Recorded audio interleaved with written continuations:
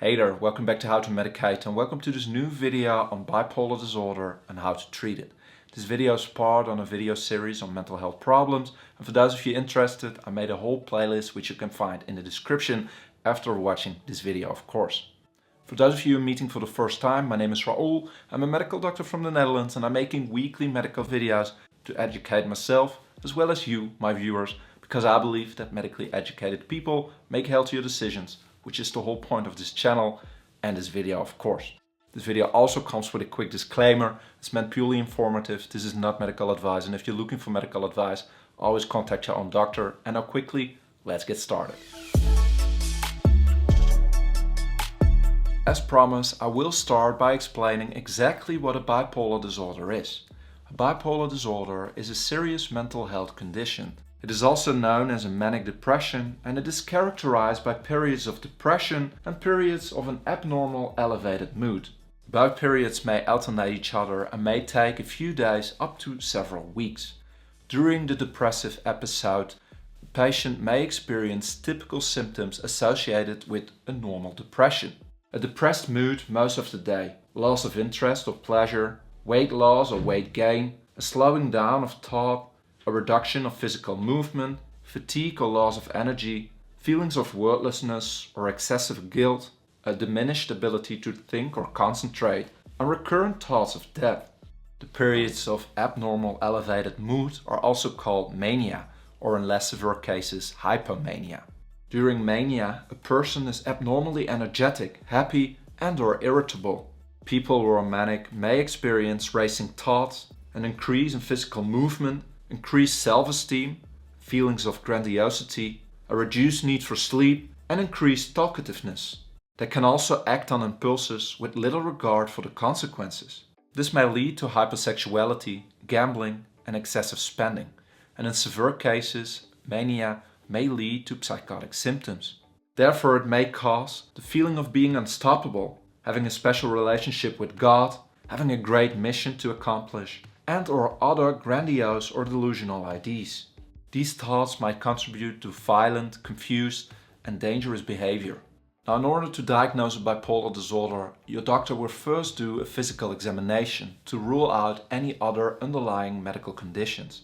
Next up, your doctor will conduct a mental health evaluation to assess your symptoms in accordance with the diagnostic manual, most often the DSM-5. And in order to diagnose a bipolar disorder, someone needs to have most of the symptoms associated with this disorder in the diagnostic manual, and someone needs to have had at least one episode of mania or hypomania. Then a bipolar disorder might also co-occur with other medical conditions like an obsessive compulsive disorder, substance abuse, an eating disorder, HDAD, social phobia, premenstrual syndrome, and a panic disorder.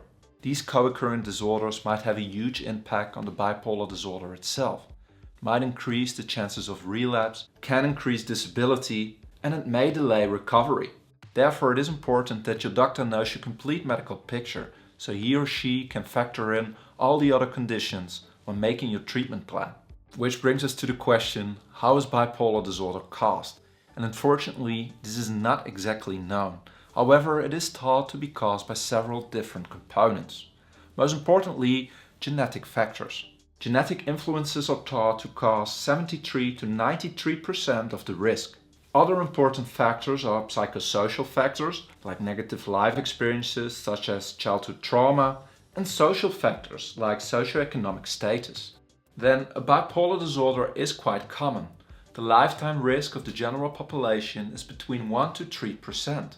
Making it the 6th leading cause of disability worldwide. Which finally brings us to the treatment options when dealing with bipolar disorder. Here I want to mention that bipolar disorder is a lifelong condition. Therefore, the treatment is directed at managing the symptoms, treating acute episodes safely, preventing further episodes, and optimizing quality of life. Therefore, we need to start with the basics. It is important to take good care of yourself, physically, but also mentally. This means change your clothes at least a few times a week, shower regularly, maintain a tidy home and workplace, keep a structured sleeping schedule, try to wake up and go to sleep at fixed times, Aim for 7 to 9 hours of sleep per night and try to avoid sleeping during the day. In addition, it might be helpful to plan and fill up your days. This helps structuring them and gives your days purpose. When making your schedule, make sure to do some activities outside of your house. Sometimes a small walk can be enough. Next up, follow a healthy diet. Make sure to eat enough vegetables and vitamins and drink at least 1.5 to 2 liters of water a day. Lastly, try to stay in touch with your loved ones, your friends, family and colleagues. Maintaining social contacts could contribute positively to your mental health. You could do this physically, but sometimes calling them or WhatsApping will go a long way. Then, depending on your need and symptoms, other treatment options might be necessary, like psychotherapy or medication. And we will start off by discussing psychotherapy. This can be followed individually, with your family, or in a group setting. And several types may be helpful. First of all, cognitive behavioral therapy. This therapy aims to help you identify and understand your behavior, thoughts and negative beliefs. After which it tries to help you replacing them with new positive beliefs and behavior. This can help you identify what triggers your bipolar episodes, so you can learn an effective strategy to manage your stress and coping. Another form of psychotherapy which might be useful is interpersonal and social rhythm therapy. This therapy focuses on stabilization of your daily rhythms and routines. This can help you structuring your sleeping schedule, meal times and daily activities. Other possible therapy forms are psychoeducation and family-focused therapy. Now, besides psychotherapy, patients could also benefit from the usage of medication. I will only give you a brief overview in this video. However, if you're looking for an in-depth video on any one of these medications, then check out the playlist in the description. First of all, mood stabilizers can be used to control manic or hypomanic episodes. Examples are lithium, valproic acid, lamotrigine and carbamazepine. Then antipsychotics, which can be used to treat a severe manic or severe depressive episode. Examples are olanzapine, risperidone or aripiprazole. Antidepressants could be used to manage the depression. Commonly used antidepressants are citalopram, escitalopram, paroxetine, fluoxetine or amitriptyline. And lastly, anti-anxiety medication could be used to relieve anxiety and improve sleeping. Examples are diazepam, clonazepam and lorazepam. Here I want to add that it is usually quite a process before you find the right medication for you. This can be a period of trial and error, where you try out a drug, however you find that it causes too much side effects or it is not effective. Finding the right medication requires patience and may be challenging. Discuss this with your personal doctor to come up with a plan that suits you. Which brings us to the last treatment options, brain stimulation therapies. These contain electroconvulsive therapy, where an electrical current is passed through the brain to impact its functioning.